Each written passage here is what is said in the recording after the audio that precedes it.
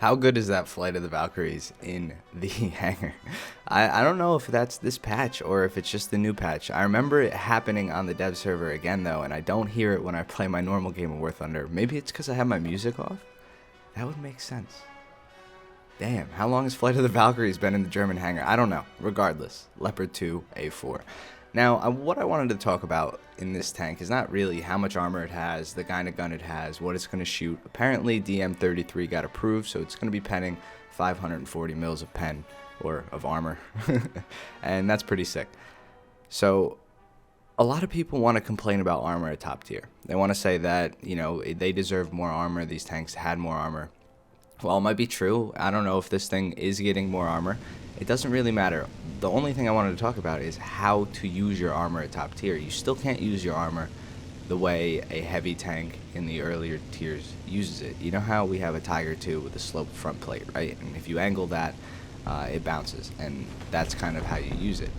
The way I've noticed top tier works is speed plus armor plus obscurement? Obstacles, putting things in between you and the enemy, I guess, are really what, look at that hay bale go, are really what sets the tank apart from the lower tiers and what makes the armor different and more unique and more versatile. When you keep the tank moving, the enemy can't get a very good shot on you. Now, there is always a chance that you will get penned by one of these rounds because they're shooting so fast, but if you have your armor in the right spot, facing the enemy, you're moving fast, they're gonna bounce, and they bounce a lot. And it happens with every tank, you know, it always happens in the weirdest spots. So whenever you have to use smoke, you need to use it, or whenever you're in an area where an enemy's going to shoot at you and you don't have the first shot, use your smoke. That's the only way you have to get out of situations. You have to back out of situations, use the reverse speed. As you can see, I popped around that corner, I hit that guy, and then I'm backing up immediately. This guy got hit, I'm like, alright, well, you have to put yourself in a position to get the first shot. And that's how top tiers always worked. What I noticed on the dev server is how much better the hit registration and ammo boxes or ammo racks blowing up was. They were way better than they were on, you know, the live server right now with these APFSDS rounds. They just seem to not kill, like the Abrams in the side if you hit them with an APFSDS round. Like this 30. They just seem to not kill things. Now, in this iteration of the dev server, things were dying. Things like that, this is 30. For some reason on the live server right now, if I hit him with an APFSDS, I'd probably overpen and not get the kill.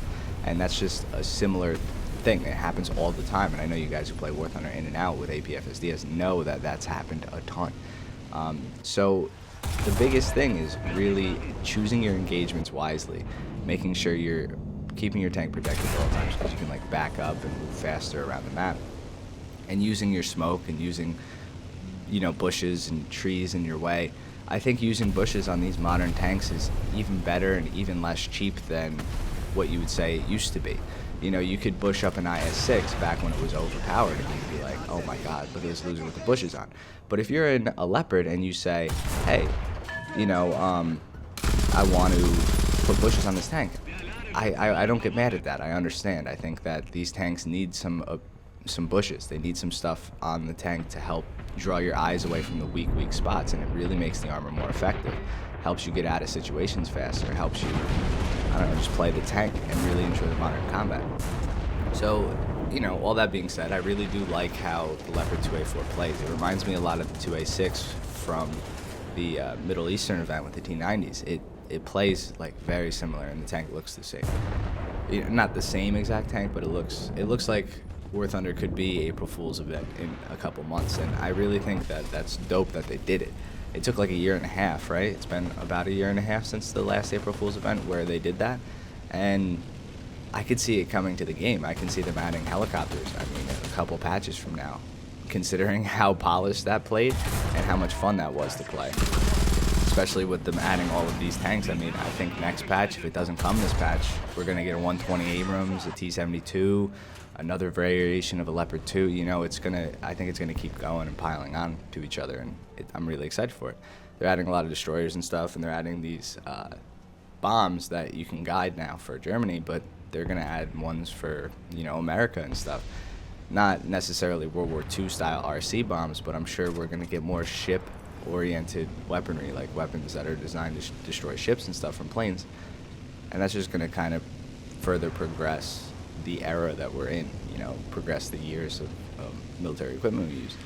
But the one thing that we have to do is take into account that since all of this stuff, not all of it, but most of this stuff might be classified, they're going to have to cut corners and make some statistics up. So it's not going to become the most historical game anymore.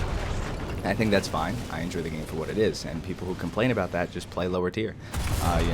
There's no way to really get that information if you don't like that they might be cutting corners and stuff. You just got to play low tier and play World War II stuff. And just enjoy that. And it seems like they're still adding World War II stuff, and they can still add World War II stuff. They could add some blueprint tanks and whatnot. I know people get mad at that, but it's a way to fill content. It's a way to fill the void, and make almost 2 separate experiences in one game that's free, which is pretty interesting. So I don't know. What do you guys think? Let me know in the comments down below. I'm just going to play some music, let you guys watch the Leopard go to work. I get a couple kills here. I was trying to play actually pretty well because the game before this, I joined my own custom battle like a couple hours later. I had to move on the day that dev server was open, and people were just spawn camping constantly, so I restarted the match and waited, and we actually had a decent game. I absolutely love this map, by the way. Just watch this area. Look at this. It's like I drive out into like an Italian courtyard. It's crazy. Alright, so I'll see you guys in the next one. Thanks for watching. Peace.